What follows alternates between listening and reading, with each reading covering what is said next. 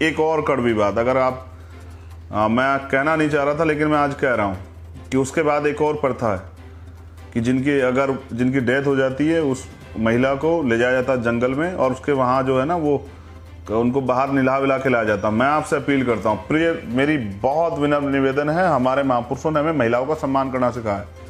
इन सब कुरीतियों को त्यागिए, जो कुछ करना है अपने घर में कीजिए। ये अपमान है, माँ बहनों के सम्मान की लड़ाई लड़ते हैं और ये क्या है? अगर आप अम्बेडकरवादी हैं, आप रैदासवादी हैं, आप कबीरवादी हैं, नानकवादी हैं, तो आप क्या कर रहे हैं? ये अंधविश्वास ही तो है कि आप जंगल ले जा रहे हैं।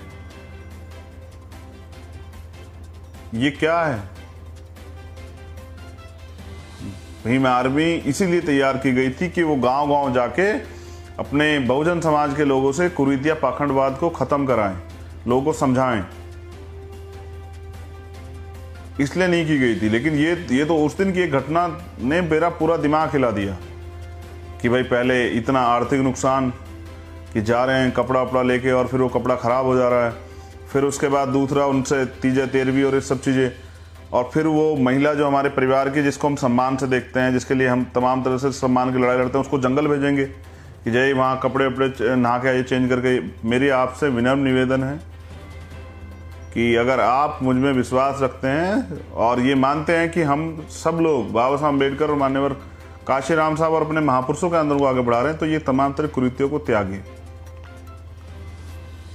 रेप में जब रेप होता है ना तो बच्चों की गलतियां नहीं होती है। जो लोग ये तर्क देते हैं कि महिलाओं ने छोटे कपड़े पहने इसलिए रेप हुआ, रेप इसलिए होता है कि आपके यहाँ गंदगी भरी हुई है, आप मानसिक रूप से अस्वस्थ हैं, गुलाम। महिलाओं की गलतियों से रेप नहीं होते हैं। 6 साल की बच्ची के कपड़ों से रेप नहीं होते हैं। ये दरिंदगी ये यहाँ घुसी होती है, इससे रेप होते हैं।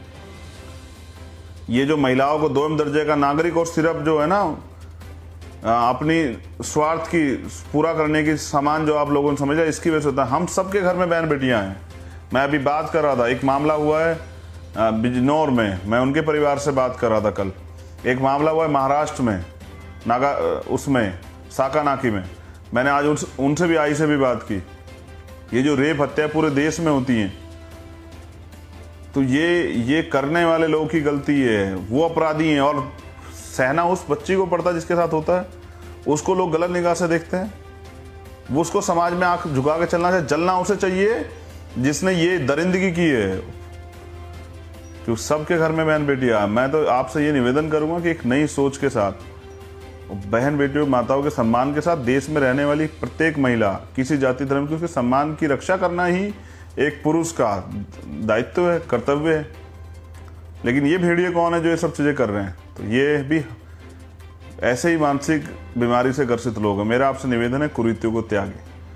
आज मैं लगभग 16 महीने बाद अपने परिवार के बीच पहुंचा था, अपने समाज के बीच पहुंचा था। मैंने भी खुली हवा में सांस ली थी। 16 महीने तन्हाई में बंद रहा, तमाम तरह की मानसिक और परेशानियां झेली। जब जेल गया था उससे पहले कोई बीमारी नहीं थी। जेल में रहते तमाम तरह की बीमारियों से ग्रसित हुआ, लेकिन संघर्ष आज भी जारी है, विश्वास कीजिए। जेलों तो उसके बाद मैंने तिहाड़ भी काटी है 2-2 बार। जब दिल्ली में सतगुरु रविदास जी महाराज का गुरु घर तोड़ दिया गया तो हम 66 दिन जेल में रहे थे। नहीं झुके हम लोग, हमने जीती वो लड़ाई। और जब CNPR NRC में देश में मुसलमान भाइयों के खिलाफ एक माहौल बना जा रहा था, कोई साथ नहीं खोड़ा, तब हम जमा मस्जिद से हमें अरेस्ट किया गया और तब लगभग 27 दिन में जेल में रहा। इनसे फ़र्क नहीं पड़ता ये आंदोलन।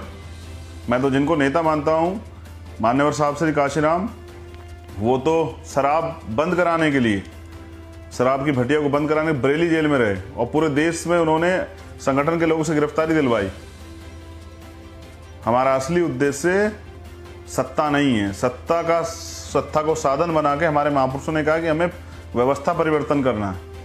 इस देश में समता, समानता, बंधुत्व, भाईचारा, समता मूलक समाज की स्थापना और भारतीय संविधान को पूर्ण रूप से लागू कराने की जिम्मेदारी हम लोगों पर है। तो मैं आपका आभार प्रकट करता हूं, मगर मैंने आपसे निवेदन की है, पहली, कपड़ा ना ले जाएं, दूसरी, मृत्यु बहुत त्यागें, और तीसरी, नौजवानों से मैं कहना चाहता हूं अपनी बहन बेटियों को बाहर ना भेजें सर, बिल्कुल ना भेजें, उनके सम्मान की सुरक्षा करें। ये अंधविश्वास, पाखंडवाद नहीं होता। मैं तभी तो कहता हूं, मैं नकार देता हूं उनको जिनसे आप रोज जो हैं दोनों हाथ फैला के जो है मांगते हैं कि ये दे दीजिए, वो दे दीजिए, कि जो अपने द्वारा निर्मित बच्चियों की रक्षा नहीं कर पाते, जो उनके चिल्लाने पे, जब उनके साथ अन्याय अत्याचार होता है, दुर्भावना होती है, उनके साथ वो पीड़ित होते हैं, उनका अपमान किया, जो उनकी मदद नहीं कर सकते, वो मुझे नहीं लगता किसी की मदद कर पाएंगे।